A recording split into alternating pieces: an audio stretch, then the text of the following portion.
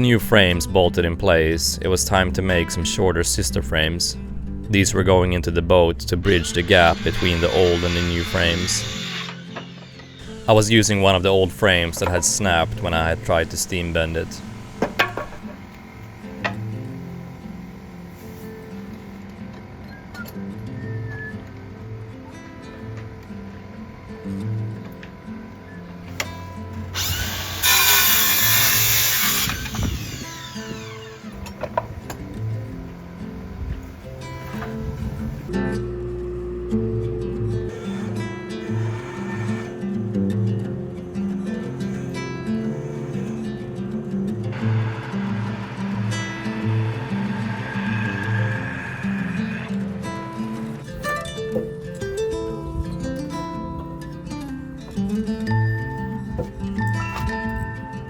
I gave it a quick steam to make sure that it would take a bit of shape when I sent it in place.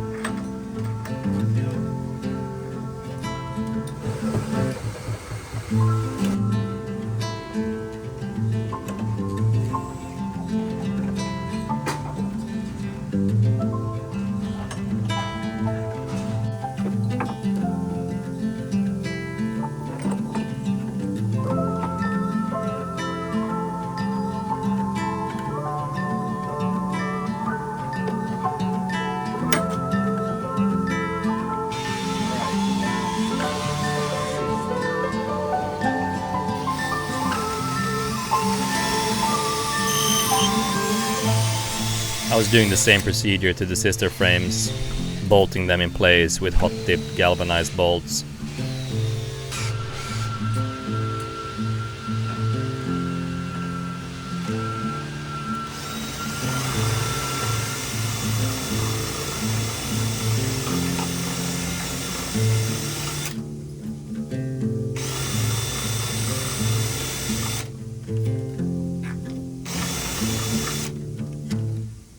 So today we're gonna make something that I've been really excited to make here for a while. With all this fresh wood going into the boat, I need some bedding compound to cap the end grain of my new frames and just to treat whatever wood that is gonna be exposed to any real high moisture environment.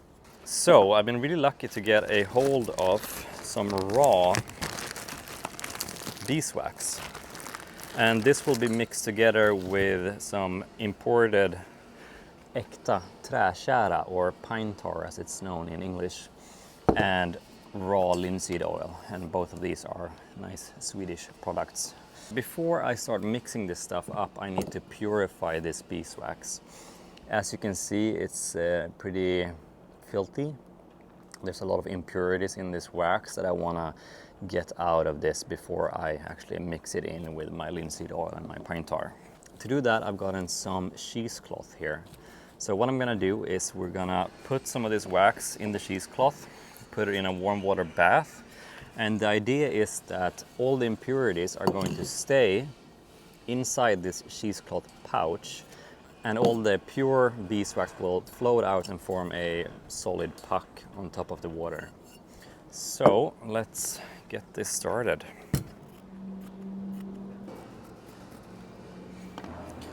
Now we'll put this beeswax on here.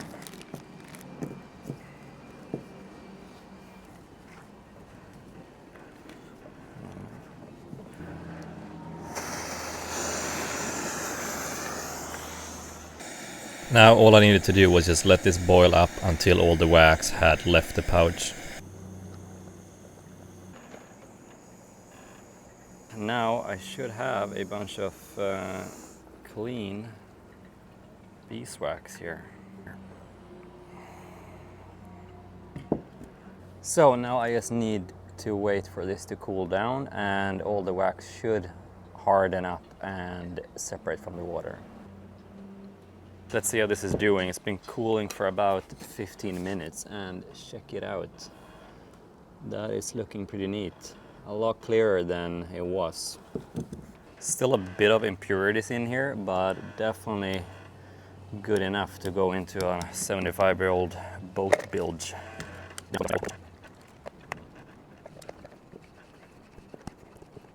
Now I'm gonna mix up this with some linseed oil and pine tar. Let's try this out, equal ratios. So the idea here is that all of these three ingredients are hydrophobic. The linseed oil penetrates deep into the wood.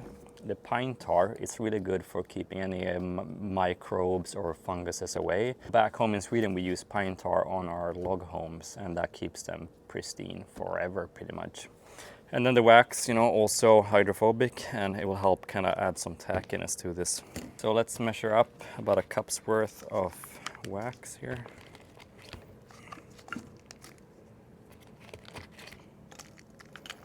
Basically like that.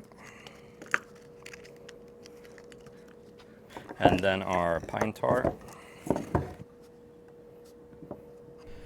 Big thanks to Sage Restoration for supplying me with linseed oil and tar. Check out the link in the bio if you ever need any supplies. Pine tar is an absolutely fantastic compound, and it smells just absolutely amazing. It was used by Scandinavian shipwrights to treat the Viking longships more than 1,000 years ago. This recipe of mixing pine tar, linseed oil and beeswax has likely been used in boat building for more than 400 years.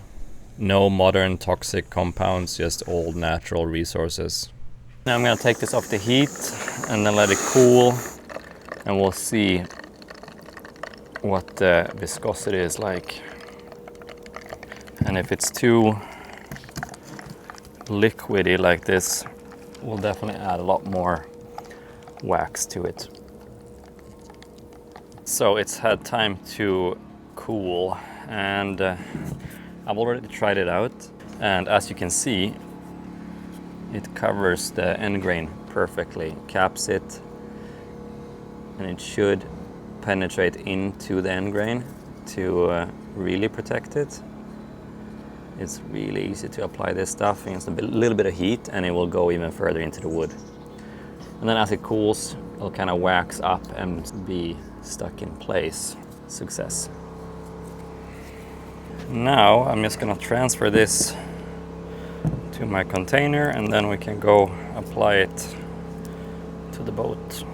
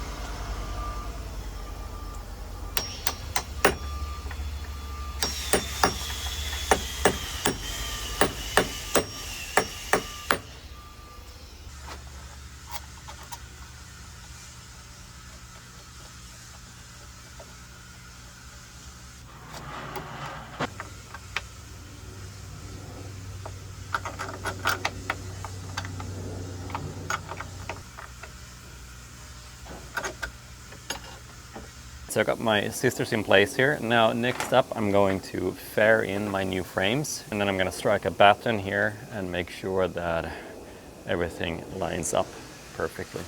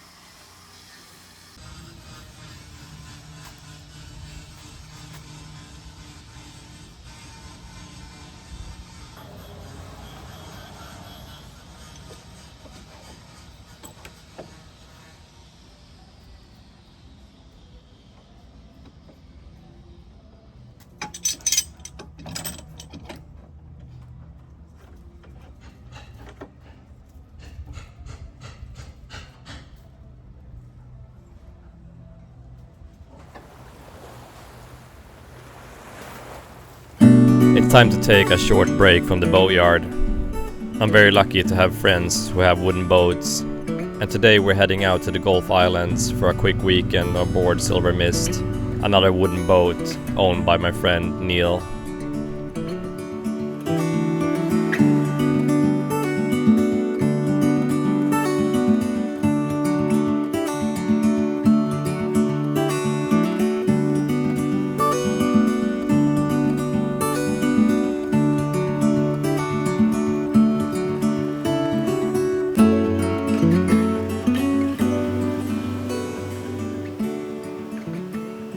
Alright, so we are on the west coast of Canada in the beautiful Gulf Islands, and we're here in a pelican fishing kayak, and it is chock full of freediving gear. I have my spear gun right here. We got the fins, the wetsuit, and we got a little puppy who's excited to go out on the water. And the plan is to paddle out. We're gonna go through these islands here and around out onto the coast, and then we're gonna find a ledge that has some promising fishing grounds, hopefully. So let's paddle away and see if we can find a spot to drop anchor. And when Pelican learned that I was likely going to be stuck in a boatyard for more than half a decade, they wanted to help out and get me back on the water. They sent me a full kayak kit, and today we're gonna use that to get to our fishing spot.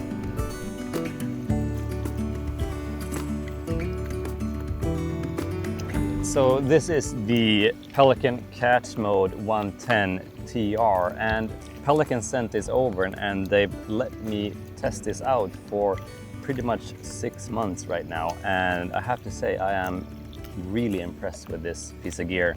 The kayak itself is made here in Canada. They sent over a fiberglass paddle, which is really nice. It is adjustable to the degree you want, and it snaps right in to the kayak. The Ergo Boost seat is incredibly comfortable. Like, I don't get any back pain at all using this kayak, and not only that, it does pop down like this and you have a booster seat, or when I'm on the kayak, maybe I want to eat something, I just kind of flip around, sit in the front, you know, put my food here, and you got a little table. Pelican has been really thorough in developing a system around this kayak, so all the bags and the accessories that they have all function incredibly well within this kayak system. So they sent me over this cooler bag, and it is basically shaped after the bow of the kayak. Not only that, but they also sent over a cooler bag that slots behind the seat. More than enough food for both me and Atya when we're out adventuring. It's got quite a significant carrying capacity, and there's a lot of space here. I can fit all of my gear in here. Fins, spear gun, all of my wetsuit stuff goes into the Exocrate. This just comes out, and I can fit everything I need in here. When it comes to transporting the kayak, they have this wheel system that just goes underneath and makes it super simple to get this from your car and down to the water. And they also have a system that goes on top of the roof of your car. You got these adjustable feet pads, you slide up and down. You've got places to store your drinks. And there are 3 places to put your fishing rods. 1 on the left side and 2 here on the right side. Along the bottom of the kayak there are drainage holes, and you can actually carefully drain the kayak while you're in the water if you just pop these out, because the hole itself sits above the water level.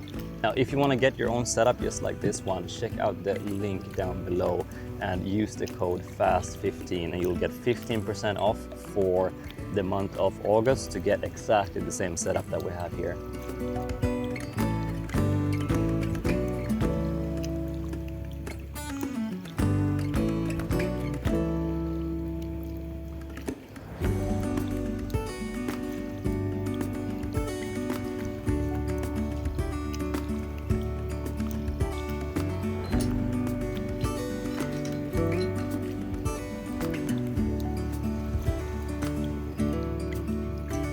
What a beautiful spot.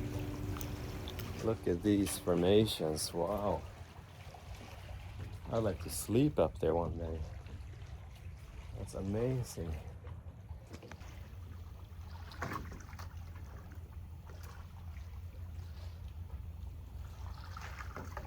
This is so cool. Atya, come up. Come. What a spot. Huh.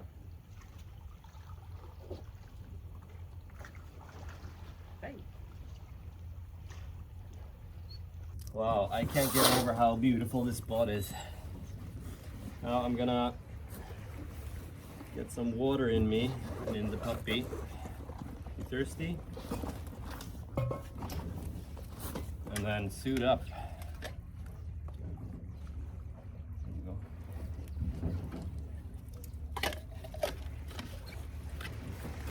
So what we can get today is 3 greenling and 1 lingcod.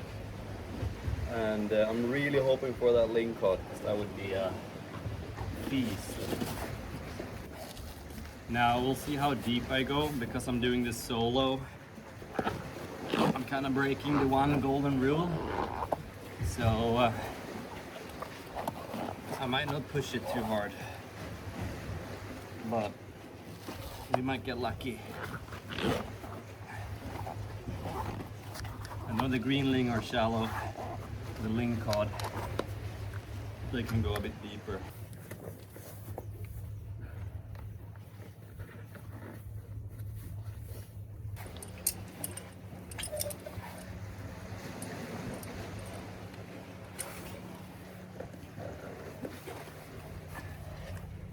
Are you gonna stay there while I'm out diving? You're gonna be a good boy? Stick around? Yeah.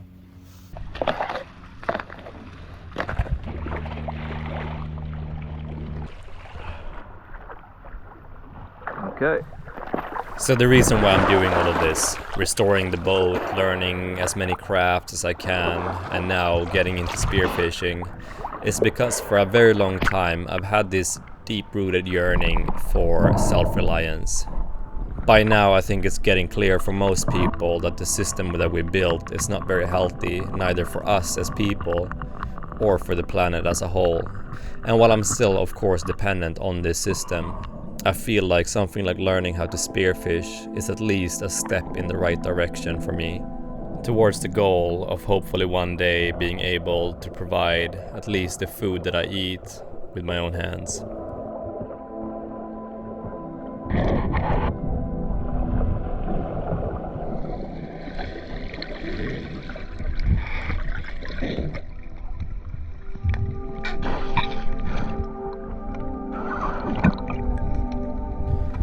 It's a completely different world under the surface of the water. Normally I'm a person with a lot of racing thoughts, but in the water I feel calm.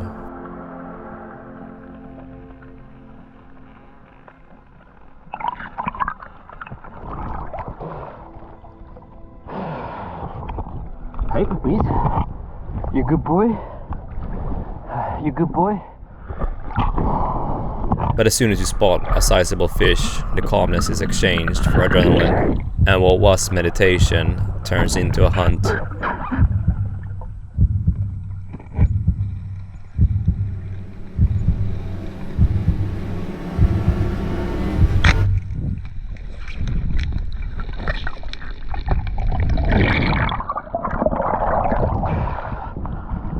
Got one.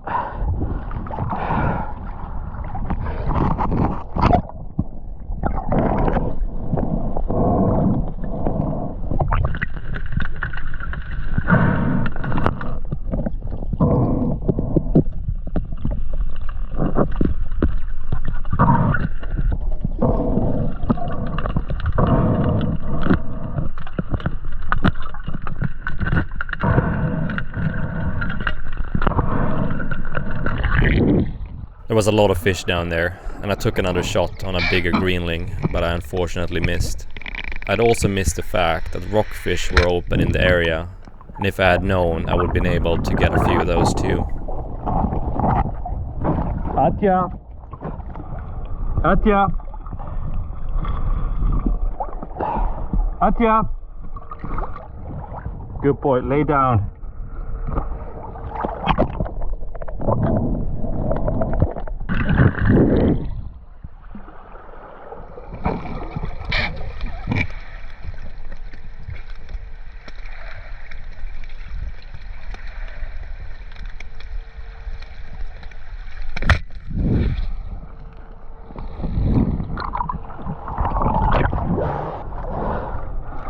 Another one. If you're wondering why I'm not immediately killing the fish after shooting it, it's because I need to resurface and breathe to make sure that I don't pass out. I spent another hour in the water trying to find some bigger fish, but at this point I had enough to at least feed us for one night.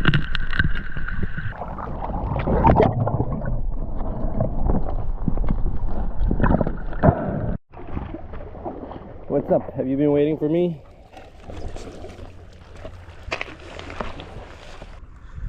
Well, that turned out to be a pretty successful dive.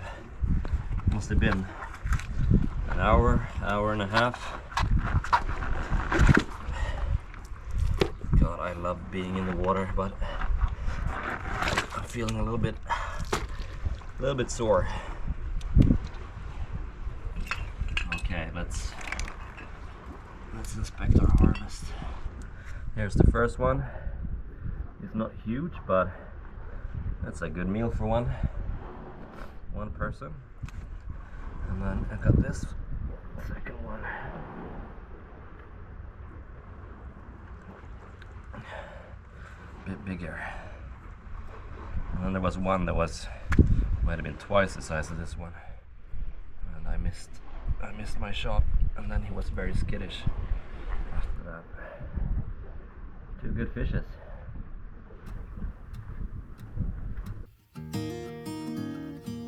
I've got the fish, packed up the kayak, and we're gonna paddle our way back.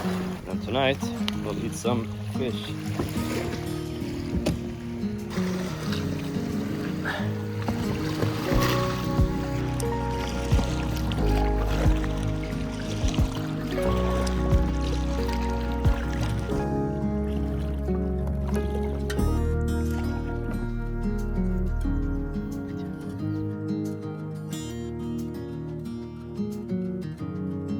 Alright, well, we ended up taking off early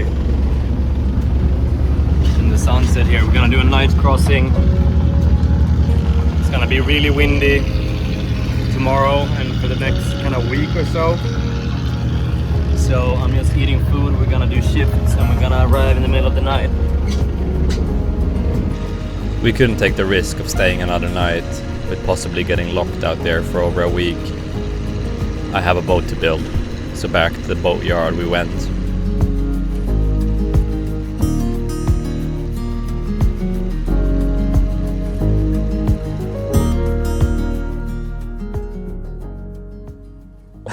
Wow, you look so cute.